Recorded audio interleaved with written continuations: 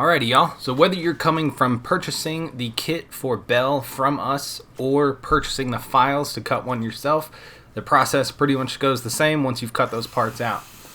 We've got our two rods we're going to start with here. In this case, we're using 1/2-inch solid bar, but 1/2-inch tube is going to be a little less likely to bend or warp on you. It's kind of your call there. If you need to be welding hot, a solid bar is going to work better for you. Just make sure that you're getting welds on every side of the bar so that you don't put a warp into it as you build up the statue. We're using 3 foot long, or in this case actually we went a little bit longer pieces, and we'll get to the reason for that later. You don't have to, but I highly suggest it. Now that we've got all of our parts cut, we're going to tack those down to the 10 gauge base. Again, if you're making your own kit from your own files, you can use whatever you want for the base, but I suggest something fairly stout. You're going to put a punch of weld in the middle of it. You don't want to put a bow into it because then the whole statue's not standing straight up. The base gets tacked from the outside, and we just use a random piece from the middle of the statue to make sure the rods are staying at least pretty close to where they need to be while we're doing that tacking, and then we're going to fully weld everything out. Now take the opportunity here to grind all your welds, clean the base off. It's going to be much easier to get to before it's got the weight and the non-flatness of the lady involved with it. We're then going to move on to putting in the first layer. The first 3 layers, the first 3 rows, are split into 2 parts. She's got 2 legs. They are going to be numbered as 1-1, 1-2 for the right and the left leg, her leg, and so on and so on. 2-1, 2-2, and 3-1, 3-2. I get that maybe this isn't as clear. It looks like 11 and 12, 21 and 22, and 31 and 32. So in future, we're going to be changing that to 1A and 1B. To me, this seemed clear, but I've gotten some questions about it, so I guess it wasn't. I've got up here on the screen a demonstration of exactly what the parts look like. These are the files that cut them out. So you can see what we're working with. You can see that the 1-1 has a hyphen or a dash, and it's not underlined like in the 11 or the 12, and so on for the 20 and 30. Just pick those out, put them into place where they need to be, and then what we did, and what I highly suggest you do, is dry stack at least a fraction of the body. It's really good to be able to see any variation you've got going on if your rods aren't perfectly straight, or whatever, there's some play and some tolerance in the square holes, because I don't know if you're going to have bar that's going to be perfect, if you're using something rusty, if you're cutting it out yourself. We've got to tolerance that a little bit more for what your table might have problems with. So the kit, or the downloaded files, are a little bit larger than the kit, so we have that tolerance built into it. Again, it's a file, so if you don't like the size it is, you can scale it down to or up to whatever you want it to be. When it comes to stacking all of the parts together, you're going to need a spacer. In the kit that we send you with all the parts ready to go, you're going to need a 3/8 inch spacer. The parts are 7/16 on center, and they're 1/16 of an inch thick, so you need a 3/8 spacer. You can get some 3/8 rod, you could get some 3/8 magnets, that works. You could find a piece of hardware, a nut or something that's the right height, and use those. That's exactly what we did in this case. In my case, and for my local area, the 3/8 spacing was perfect when I used a 5/16 lock nut standing up on end. It just happened to be dead on 3/8 of an inch thick. I had a big box of them. That's what we used as spacers. It really doesn't matter what you use. Have at it.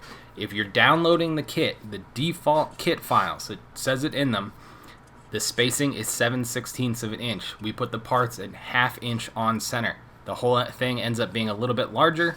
If you didn't like it, you can scale that down by 7/8, and you're going to end up with what we have here, the 7/16 spacing. Again, you need to find a 7/16 of an inch spacer. That's going to probably be a little bit more difficult, which is why for the final we did go down to a smaller size, as well as making it ship better for the delivered kit. But you need your spacers. I highly suggest dry stacking up a couple parts and getting it figured out. You do not need to dry stack the whole thing like we did here. It does make it difficult later on in the process when you have all of the parts in there, but it doesn't really matter either way. Now we move on to the actual welding. What we did there was I put a bar between the parts, lifted them up, and Mary would weld out the one row that we're on. We'd lower the whole stack back down, make sure everything was still aligned the way we like it. You know, there's a little tolerance in there. Move up to the next layer and repeat. And that repetition is the way to do this. When you have a couple layers dry stacked up like that, you are not going to have something get knocked out by a 1/16 of an inch or something like that. You've just got a much smoother process. This is the way I highly suggest you do it. If you're working by yourself, stick a 2x4 or something in there between the rods. There's room for that. Now, as you do your welding, it's very important that you make sure every layer is done to your satisfaction before you move on. It is going to be very difficult to get in and try and fix a layer after the fact. You're probably going to have to stick your tungsten way out with a TIG torch, use a stick rod. There's not a good way to do it. Make sure your layers are good as you go, and also make sure that you are either alternating which side of the rod or tube you put your welds on, and really they just need to be decent tacks. It doesn't take a lot to hold these into place. You either want to alternate those tacks back and forth so you don't put a big warp into the rod. If you did all your welding on one side, you'd put a curve into it. Or you want to, make sure, like we did in our case, you're getting a good tack on all four corners of the square rod. That was our solution to it, to make sure it was even. It came out really close. We had just some fine, minute adjustments at the end, which you can do just by bending the plate into place, and the thing came out really clean. So just take your time here. Don't rush through it. It really doesn't take that long, especially with two people. And make sure, I'm going to repeat it again, make sure that you've got your welds on each layer good before you move on. If you need to flex the layer back and forth to be sure of it, do so. Do whatever you have to do, but make sure your welds are good, because trying to come back to fix something is going to be nearly impossible to do without it being noticeable in the final product. So as we go through this process, you're seeing why we have extra length on the rods that support the pieces of the body, so that we can lift up the dry stacked parts and then do a weld, put them back down without them coming off the rods. I think that's the best way to do it. You definitely don't need to make yours as long as we did here. 3 feet is plenty. You'll also notice that the kit that we're using does not have the numbers attached to it. At the time, we hadn't come up with that idea yet, so this was, we were numbering them as they came off the plasma table with the Sharpie. It's a terrible way to do it, but it was what we had at the time. You'll also notice that the numbers that you've got attached to your parts are kind of randomly spaced around the part. They are all the correct way up, so if you're reading them and the numbers are the right way up, that's the way the part should go. The reason they're randomly jumbled around like that is so that where you cut them off, if you don't clean it up good enough or something like that, they don't all line up. It would be a really obnoxious seam on the statue. So we've jumbled them all around at random. Now, you continue through the welding process, starting at row 1, working your way all the way up to row 44. There's going to be 2 rods through each piece, 2 holes for them to go through. Everything's good to go. At row 44, the rod that is in the statue's right side would be protruding out of her shoulder very shortly thereafter. So we're going to end that rod. My solution here, if you're using solid bar, just weld it out on row 44 real well, cut it off, grind it flat. It's like it dead ends into that plate. If you're using square tube, just fill the hole in, slow, couple tacks, same thing, grind it off. Then for rows 45 through 51, you're just going to proceed with the one rod, spend a little bit of time, make sure you've got your parts lined up so you don't have a second rod to index off of anymore. And at row 51, you end and you repeat the same process we did with the first rod, cutting it off, grinding it smooth, however you want to do it. And that is the main bulk of the body cleaned up, welded up, ready to go. Spend some time with a flap disc, cleaning up anything you don't like, and then we'll move on to finishing out the base if you want to do that.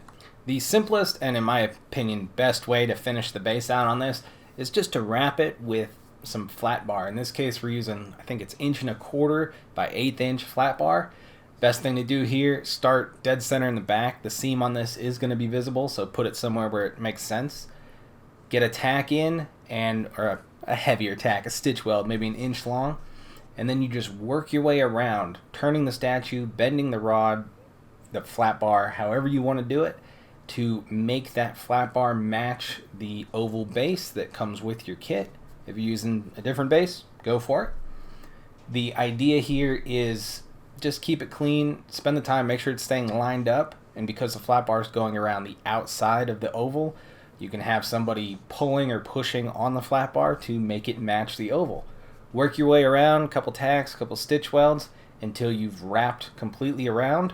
Cut off your excess, maybe put a clamp on it or a hammer, get a torch on it, whatever you need to do, and weld it closed. A little bit of grinding, a little bit of cleaning up, make sure it sits level on whatever table or surface you're going to put it on, and this guy is done. I really hope you guys enjoy the project. This was one that was a little bit outside of what we normally do, a little artistic, and was a lot of fun to put together. So enjoy, and we'll see you next time over on the channel or at weldityourselfkits.com. Thanks.